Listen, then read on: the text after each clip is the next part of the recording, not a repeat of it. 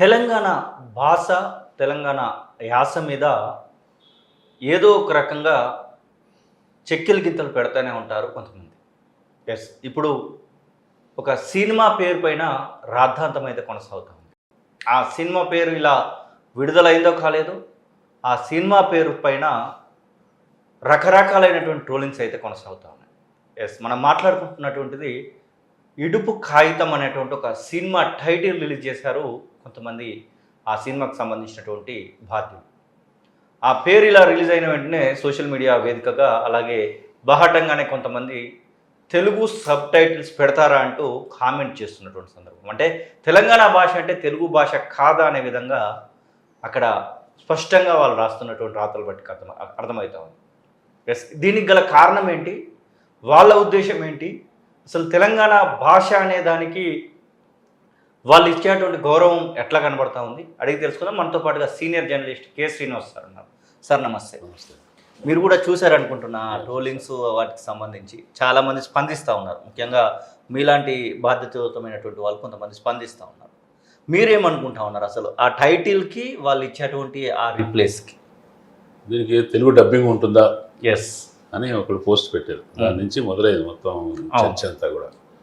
అంటే ఒకప్పుడు తెలంగాణ భాషకి అది పూర్తి తెలుగు కాదని, స్వచ్ఛమైన తెలుగు కాదని ఏదైతే ఉండిందో ఒకప్పుడు 20 ఏళ్ల క్రితం 30 ఏళ్ల క్రితం ఉండిందో అది ఇంకా ఏమాత్రం వాళ్ళు ఇతరులు మార్చుకోలేదని, వాళ్ళ అభిప్రాయం మారలేదని, ఇంకా హేళన భావము, ఆ తక్కువ చూపు ఉందనేది ఈ మొత్తం సోషల్ మీడియాలో జరుగుతున్నటువంటి సంభాషణ తెలియజేస్తుంది. అది చాలా తీవ్రమైన విషయం. దాన్ని మనం తెలంగాణ వైపు నుంచి స్పందిస్తున్నాడు. తెలంగాణ వైపు నుంచే కాదు, ఏ ప్రాంతంలోనైనా సరే ప్రాంతాలకు అనేక మాండలికాలు ఉంటాయి. ఏ మాండలికాన్ని తక్కువ చేయకూడదు. తెలుగులో అనేక ప్రాంతీయ భాషా భేదాలు ఉన్నాయి. ఆ ప్రాంతీయ అన్నింటినీ గౌరవించాలి. ఒక ప్రాంతపు భాషను మీరు తక్కువ చూస్తున్నారంటే ఆ ప్రజలు తక్కువ చూస్తున్నట్టే లెక్క. ఇది తెలుగు కాదు అంటే మీరు తెలుగు వాళ్ళు కాదని అర్థం. తెలుగు వాళ్ళు కాదన్నప్పుడు సమైక్యవాదం ఎందుకు, కలిసి ఉండాలనే ఆలోచన ఎందుకు ఉద్యమాలు చేసినారు? అందరం ఒకటే అని మాట్లాడినారు కదా. ఎప్పుడైతే తెలంగాణ ప్రత్యేక రాష్ట్రం కావాలన్నప్పుడు ఒకే భాషకు 2 రాష్ట్రాలు ఎందుకు, మనం కలిసి ఉండాలని అన్నారు కదా. మరి తెలుగు భాష కాకపోతే ఎందుకు కలిసి ఉండాలన్నారు? అంటే మనసులో ఇంకా కొంతమందికి, అందరికీ అని చెప్పలేము, కొంతమందికి ఇంకా తక్కువ భావం, ఆ తక్కువ దృష్టి ఉంది. ఇది వాళ్ళు సవరించుకోవాల్సిన అవసరం ఉంది. ఇది కేవలం భాషకు సంబంధించిన చర్చ కాదు. ఒక ప్రాంతం మీద, ప్రజల మీద, అక్కడ సంస్కృతి మీద, అన్నిటి మీద కూడా చేసే కామెంట్. ఇది ఇటీవలి అనేక చర్చలు పవన్ కళ్యాణ్, నాగేశ్వర్ గారి దగ్గర నుంచి మొదలైన పరంపరలో భాగంగా దీన్ని ఇటువంటి దాడి చేసే ప్రయత్నం జరిగింది. అది కరెక్ట్ కాదు. ముఖ్యంగా దీనికి తెలంగాణ వైపు నుంచి స్పందించడం ఎంత ముఖ్యమో, ఎవరైనా ఆంధ్ర ప్రాంతంలో విజ్ఞులైన వాళ్ళు, ఇటువంటి ఎవరిని తక్కువ చేయకూడదు అనుకునే వాళ్ళు ఎవరైతే ఉంటారో వాళ్ళు ముందుకొచ్చి తమ వాళ్ళను మందలించాల్సిన అవసరం ఉంది. ఎస్, అంటే ముఖ్యంగా సినిమాలలో తెలంగాణ భాష అంటేనే గిట్టనటువంటి సందర్భం నుంచి తెలంగాణ భాషలోనే తెలంగాణకు సంబంధించినటువంటి ఫోకు పాటలను కూడా టాలీవుడ్ సినిమాలలో పెట్టుకున్నటువంటి సందర్భాలు చూసాం. కొన్ని అయితే ఇంటర్నేషనల్ లెవెల్లో హిట్ అయినటువంటి వాటిని కూడా మనం చూసాం. ఇట్లాంటి సందర్భాలలో కూడా తెలంగాణ భాష మీద ఇలాంటి ప్రవృత్తిని తెలియవచ్చు. తెలంగాణ ప్రజలకి సాధికారత వచ్చి వాళ్ళు ప్రత్యేక రాష్ట్రం ఏర్పాటు చేసుకొని తమ అభివృద్ధిని తాము ముందుకు తీసుకెళ్తూ ఒక రెస్పెక్టబుల్, ఆర్థిక అభివృద్ధిలో కానీ అనేక సూచికల్లో తెలంగాణ చాలా గౌరవప్రదమైన స్థానానికి చేరుకుంది. చేరుకున్న తర్వాత దానికి తగ్గ గౌరవం భాష విషయంలో కూడా రావాలి. వచ్చింది కూడా కొంత 2 సంవత్సరాల కాలంలో తెలంగాణ ధ్వనితో, తెలంగాణ భాషతో తీసిన సినిమాలు ఇతర ప్రాంతాలు కూడా సక్సెస్ కావటం, వాటి నాణ్యత గురించి, వాటి మంచి క్వాలిటీ గురించి కూడా అందరూ ప్రశంసించడం జరిగింది. చాలా ఇక్కడ తెలంగాణ హీరోలు కూడా అక్కడ ఆదరించడం ఉంది. ఇటువంటి ఒక ప్రజల మధ్యలో ఒక సామరస్యం ఏర్పడే వాతావరణాన్ని మళ్ళీ రాజకీయవాదులు, ముఖ్యంగా తెలంగాణలో తమ ప్రయోజనాల్ని మళ్ళీ పెంచుకోవాలనుకొని, మళ్ళీ తెలంగాణను తగ్గించుకొని తమ ఆధిపత్యం చేయాలనుకునే వాళ్ళు ఈ కృత్రిమమైన భావావేశాలని, ఎమోషన్స్ని రెచ్చగొడుతున్నారు. ఈ ట్రాప్లో సామాన్య ప్రజలు పడకూడదు. కాబట్టి ఏదైతే తెలంగాణ భాషకు గౌరవం వచ్చింది, తెలంగాణలోనే కాదు, తెలంగాణకి లోపల ఎప్పుడు గౌరవం ఉంది, ప్రేమ ఉంది, దేశమంతా కూడా వచ్చింది. ఆంధ్రప్రదేశ్లో కూడా సామాన్య ప్రజలు తెలంగాణ భాషను ఎంజాయ్ చేస్తున్నారు. దాంట్లో వచ్చిన సినిమాలని, రచనల్ని అన్నింటినీ చదువుతున్నారు, ఆదరిస్తున్నారు. దీన్ని మళ్ళీ వెనక్కి తీసుకెళ్ళి మళ్ళీ పాత ఆధిపత్య ధోరణి తీసుకురావడానికి కొందరు చేస్తున్న ప్రయత్నం అనేది ఇలా ఖండించదగ్గ విషయం. దీన్ని మొత్తం తెలంగాణ పౌర సమాజం అంతా కూడా నిలబడి దీన్ని ఖండించాలి. ది సేమ్ టైం నేను అప్పీల్ చేస్తుందంటే ఆంధ్రప్రదేశ్లోని విచక్షణ కలిగిన విజ్ఞులైన వాళ్ళు కూడా దీన్ని తమ వైపు నుంచి తమ ప్రాంతం నుంచి కొందరు చేస్తున్న ఇటువంటి విషయాన్ని వాళ్ళు ఖండించాలి. ఎస్, అంటే ఇలాంటి సిచ్యువేషన్స్లలో సాధారణంగా ఇప్పుడు ఇడుపు కాగితం అని చెప్పేసి అన్నందుకు దాన్ని తెలుగులో చెప్పాలి అని అంటూ ఉన్నారు కదా. అసలు తెలంగాణకు తెలుగు భాష గురించి మాట్లాడుకోవాలనుకుంటే తెలంగాణ అనేది తెలుగు భాషేనా అన్నటువంటి కొన్ని ప్రశ్నలు లేవనెత్తుతా ఉన్నారు ఇప్పుడు. అది అర్ధరహితమైన ప్రశ్న. అది అహంకారం నుంచి వచ్చే మాట తప్ప ఇడుపు కాగితం తెలుగు సమాజంలో వాడుకలో ఉన్న మాట. ఇడుపు అనేది పట్టు విడుపులు అంటున్నాం. విడుపు అంటే వదలటం, వదిలేయటం. విడుపు కాగితం చాలా స్పష్టంగా డైవోర్స్ అనే దానికి ఖచ్చితమైన మంచి వ్యక్తీకరణ ఉన్నటువంటి తెలుగు పదం.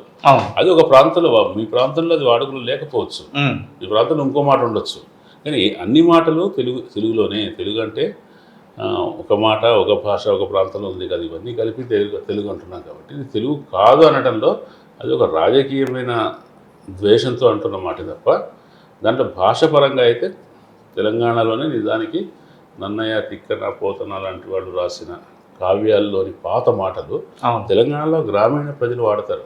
ఎస్ కదా, ఆ మాటలు పోయి నిజానికి ఇంగ్లీష్ మాట్లాడటం, ఇంకో భాషా పదాలు వాడటం అనేది ఇతర ప్రాంతాల్లో ఉంది.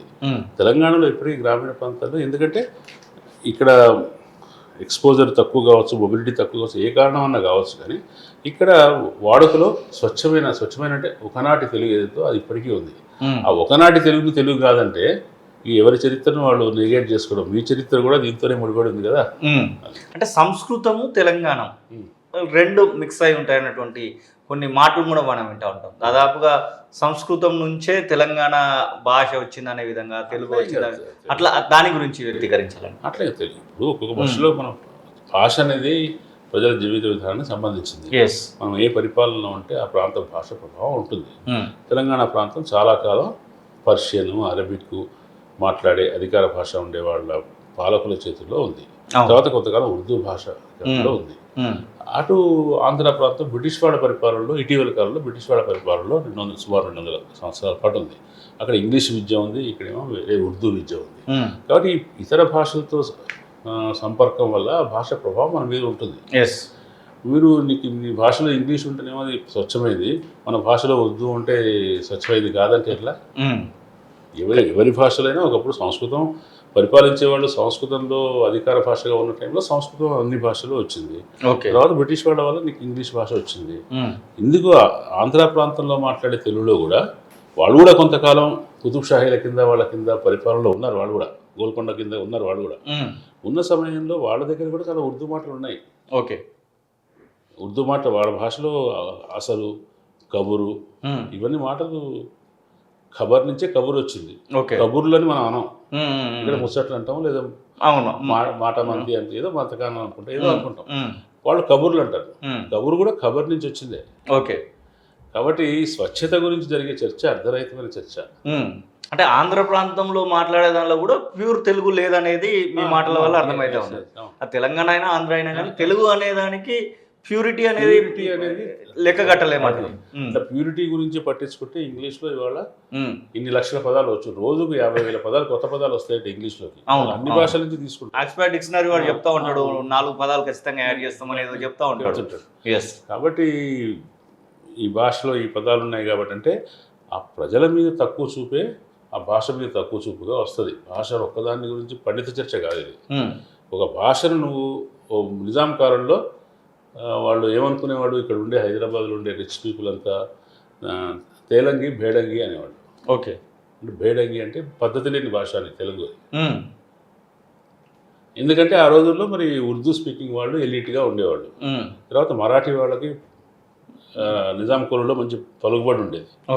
Number 1 Urdu speaking, number 2 Marathi speaking. తర్వాత ఇది తెలుగు అంటే పని మనుషుల భాష అనేవాళ్ళు. అంటే వాళ్ళ ఉద్దేశం మనుషులు తక్కువ వాళ్ళు ఆ దృష్టిలో, వాళ్ళ దృష్టిలో, కాబట్టి ఆ భాష తక్కువది. కాబట్టి వాళ్ళ భాష తక్కువది అంటున్నారంటే నువ్వు మనుషులు తక్కువ వాళ్ళు అంటున్నట్టే లెక్క. అంటే నీకు తెలుగే కాదు, నీ మాటకు సబ్ టైటిల్స్ కావాలి, డబ్బింగ్ చెప్పాలి అంటున్నామంటే అర్థం ఏంటంటే ఈ వీళ్ళు సరైన తెలుగు వాళ్ళు కాదు. ఓకే. అంటే వీళ్ళు సరైన మనుషులు కాదని అర్థం, సరైన తెలుగు మనుషులు కాదని అర్థం. ఇది ఈ వివక్ష అనేది రాష్ట్ర విభజన అయిన తర్వాత మంచిది కాదు. ఇది ఏంటంటే ఇట్లా మాట్లాడే వాళ్ళు వాళ్ళ దగ్గర ఉండే ఉత్తరాంధ్ర భాషను, రాయలసీమ భాషను కూడా ఇట్లా తక్కువ చూస్తారు. ఓకే. అంటే ప్రధానంగా ఒక చర్చ ఊపందుకుంది సినిమా రంగం పైన, కళల పైన ప్రభుత్వం, తెలంగాణ ప్రభుత్వము, అది గత ప్రభుత్వమైనా ప్రస్తుతం రన్నింగ్లో ఉన్నటువంటి ప్రభుత్వమైనా కనీసం దానిపైన దృష్టి పెట్టకపోవడం వల్లనే ఇలాంటి దారితీస్తూ ఉన్నాయి. అదేదో తెలంగాణ కోసమే తెలంగాణ సినీ పరిశ్రమ అనేది సపరేట్ ఉంటే, తెలుగు సినీ పరిశ్రమ కంటిన్యూయేషన్లు కాకుండా తెలంగాణ కోసం సపరేట్గా ఒక బడ్జెట్ కేటాయించడము, తెలంగాణ ఫిలిం ఫేర్ సంబంధించినటువంటి దానికి సంబంధించినటువంటి విషయంలో డెవలప్మెంట్ చేయడం అలాంటివి చేస్తే ఇలాంటి క్వశ్చన్స్ రాకపోయి ఉండే కదా అనేటువంటి మాటలు వస్తూ ఉన్నాయి. మీరేం చెప్తారు? అసలు దాని విషయంలో తెలంగాణ రాష్ట్రం వచ్చిన తర్వాత వెనకబడిపోయారంటే ఏం చెప్తారు? అంటే తెలంగాణకు ప్రత్యేక పరిశ్రమగా అభివృద్ధి చేయాలనేది ఇప్పుడు పాత టాలీవుడ్ పరిశ్రమ హైదరాబాద్లో కొనసాగటం వెనుక బిజినెస్, ఆర్థిక ప్రయోజనాలు ఉన్నాయి. కాబట్టి వాళ్ళు ఇక్కడి నుంచి వెళ్ళటానికి కుదరదు. వాళ్ళకి వేరే ఇంకో చోట హైదరాబాద్ లాంటి ఇన్ఫ్రాస్ట్రక్చర్ లేదు. వాళ్ళు ఇక్కడ ఉండిపోయారు. ఇంత పెద్ద పరిశ్రమ, ఇంత వ్యాపారం ఇక్కడ నడవటం అనేది తెలంగాణ ఆర్థిక వ్యవస్థ కూడా అవసరం. కాబట్టి దీని విషయంలో కేసీఆర్ ప్రభుత్వం కానీ ఈ ప్రభుత్వం కానీ కొంచెం ఒక ఉదారంగా ఉంటూ వచ్చారు. ఉదారంగా అంటే వాళ్ళని ఎంకరేజ్ చేస్తూ వచ్చారు. ఓకే. అయితే ఏం చేసి ఉండవలసింది, ఎక్కడైనా ప్రత్యేక రాష్ట్రం వచ్చిన తర్వాత ఏ అంశాల్లో మన ప్రాతినిధ్యం తగ్గిందో, ఇంతకుముందు రాజకీయ అధికారంలో ప్రాతినిధ్యం తగ్గిందని ఫైట్ చేసాం, రాజకీయ అధికారం తెచ్చుకున్నాం. సాంస్కృతిక రంగంలో, వ్యాపార రంగంలో కూడా మనం ఎక్కడెక్కడ మన ప్రాతినిధ్యం తక్కువ ఉందో అక్కడ తెలంగాణ ప్రాతినిధ్యం పెంచడానికి ప్రత్యేకమైన ఎఫర్ట్ పెట్టాలి. ఓకే కదా. తెలంగాణ నుంచి ఉన్నవాళ్ళు స్థానికులైన నిర్మాతలు కానీ, క్రియేటివ్ పీపుల్ కానీ వాళ్ళు సినిమాలు తీయడానికి దానికి ఎక్కువ ఎంకరేజ్మెంట్ ఇవ్వాలి. ఓకే. ఇన్ఫ్రాస్ట్రక్చర్ ప్రత్యేకంగా వాళ్ళకి ఏదైనా అవరోధాలు ఉన్నాయనుకోండి, ఇంత సినిమా థియేటర్లు దొరకట్లేదు కదా, ఇది కొంతమంది చేతిలో మొత్తం సినిమా ఇండస్ట్రీ ఉంది. అట్లా కాకుండా చిన్న చిన్న సినిమాలు తీసే వాళ్ళకి ప్రోత్సాహం చేయటం, అట్లా పుష్ చేయాలి. ఓకే. కానీ దురదృష్టవశాత్తు కేసీఆర్ ప్రభుత్వం మొత్తంగా ఆర్థిక అభివృద్ధి, వర్టికల్ అభివృద్ధి, జిగేల్మనే అభివృద్ధి తీసుకురావడానికి ఎక్కువ నీళ్లు చూపించి, ఎక్కువ పంటలు చూపించి ఇట్లా అనుకుంది. కానీ ఎక్కడైతే తెలంగాణకు కొరత ఉందో, ఓకే, ఎక్కడైతే ప్రభుత్వం సపోర్ట్ అవసరమో, ఒక చెయ్యి, మనం బలహీనుడికి ఒక చెయ్యి అందిస్తాం కదా, ఆ చెయ్యి అందించి ముందుకు నడిపించాలా. ఓకే. అటువంటి రంగాల్ని ఎంపిక చేసి ఇక్కడి పరిశ్రమను ఎంకరేజ్ చేసేటట్టుగా చేయలేదు. అది చాలా ప్రత్యేక తెలంగాణ రాష్ట్రం వైఫల్యాలలో ఒకటే అనుకుంటున్నాను. ప్రధానంగా మీరు వేలాది ఆర్టికల్స్ రాసినవారు, వేలాది ఆర్టికల్స్ ప్రపంచవ్యాప్తంగా ఉన్నటువంటి తెలుగు ప్రజలందరికీ, కొంతమంది దాన్ని ట్రాన్స్లేటర్లో పెట్టుకొని చదివినటువంటి వాళ్ళని కూడా మనం అబ్జర్వ్ చేస్తూ ఉంటాం. అసలు మీరు రాస్తున్నటువంటి రాత విషయంలో మీ రాతల పట్ల కూడా ఇలాంటి కామెంట్స్ రావడానికి అవకాశం ఉందేమో అనిపిస్తూ ఉంది. మీరు దాదాపుగా ఇప్పుడు మీరు సోషల్ మీడియా ప్లాట్ఫామ్స్లో ఇప్పుడు రాస్తూ ఉన్నారు, కానీ మొన్నటి వరకు మీరు ఉద్యోగరీత్యా వేలాది ఆర్టికల్స్ రాశారు. అట్లాంటి ఆర్టికల్స్లో తెలంగాణ అనేటువంటి లాంగ్వేజ్ని మేము వాడి ఉండొచ్చు కదా అనేసి. తెలంగాణ లాంగ్వేజ్ వాడి ఉండటానికి అదొక స్కిల్, అదొక సామర్థ్యం. ఓకే. అది మనం పెంపకం నుంచి, చిన్నప్పటి నుంచి మనకు అది తల్లిపాల ఉండాలి. కానీ ఏదో చెప్తారు కదా సామెత, ఈగ ఇళ్ళలుకుంటూ తన పేరు మర్చిపోయిందట. ఓకే. మనం ఈ రకమైన విద్యా విధానంలో ఉండి ఇట్లా బయట ప్రపంచంలో ఫలానా రకంగా మాట్లాడాలి, ఫలానా రకంగా అనేటువంటి ట్రైనింగ్ ఉన్న తర్వాత మన యాసను మనం మర్చిపోవడం అనేది, మన భాషను మనం వ్యక్తీకరించకుండా అధికార భాషలో రాయడానికి ప్రయత్నించడం అనేది చేశాం కదా. అట్లా భాషను కోల్పోయిన వాళ్ళు నేను కూడా ఒకటి. కాబట్టి నేను రాజకీయంగా తెలంగాణవాదిని, కానీ భాష నేను తెలంగాణ భాషలో రాయలేదు. ఓకే. నిజానికి మా అమ్మ నాన్నకు అచ్చమైన తెలంగాణ భాష మాట్లాడతారు వాళ్ళు. కానీ ఎట్లు నువ్వు బిడ్డ అంటారు, ఎట్లు నువ్వు బిడ్డ అని పేపర్లో రాయలేము. అట్లా మేము ఇంకొక రకమైన ట్రైనింగ్లో వచ్చాం. కాబట్టి తెలంగాణ భాషను నేను రాయగలిగానని చెప్పలేను, కానీ సేమ్ టైం ఆంధ్ర భాషను కూడా నేను రాయలేదు. ఒక తటస్థమైన తెలుగును రాశారు, పత్రికా భాషలో రాశాను. ఓకే. కానీ భాష గురించి మన అభిప్రాయాలు మనకు ఉంటాయి కదా. నేను ఇప్పుడు నా సామాజిక వర్గం కానీ, నా శిక్షణ కానీ తెలంగాణ భాష రాయటానికి కొన్ని పరిమితులు విధించుండొచ్చు. కానీ ఏ ప్రాంతంలో అయినా అట్టడుగు ప్రజలు మాట్లాడే భాషకి మనం గౌరవం ఇస్తాం. అవును. ఆ భాషను ఎంకరేజ్ చేస్తాం. ఆ భాషకు ఆ భాషకు సాధికారత కావాలంటాం. సాధికారత అంటే ఏంటి? ఆ భాష కూడా చెల్లుబాటు కావాలి, చలామణి ఉండాలి. అంటే అర్థం ఏంటి? ఆ ప్రజలకు చలామణి ఉండాలని అర్థం. నీ భాషకి గౌరవం ఉంటే ఆ భాష మాట్లాడే ప్రజలకు గౌరవం వస్తుంది. ప్రపంచంలో అన్ని చోట్ల భాషా ఉద్యమాలు ఏదో భాషా సభలు సమావేశాలు పెట్టుకోవడానికి, కవితలు చదువుకోవడానికి కాదు. భాషా ఉద్యమం అంటే అర్థమైంది. మద్రాసు నుంచి ఆంధ్ర వాళ్ళు ప్రత్యేక రాష్ట్రం కావాలని అడిగారు. ఎందుకు అడిగారు? తెలుగు తమిళ అనేటువంటి తెలుగు తమిళ సంబంధించిన భాషలు కూడా కాదు. ఓకే, ఉద్యోగాల్లో అన్ని అవకాశాలు తమిళులకు ఎక్కువ ఉన్నది, మాకు రావట్లేదు, మా వాటా మాకు కావాలి అనేది అది భాషా రూపంలో కూడా వ్యక్తం అవుతుంది. అవును.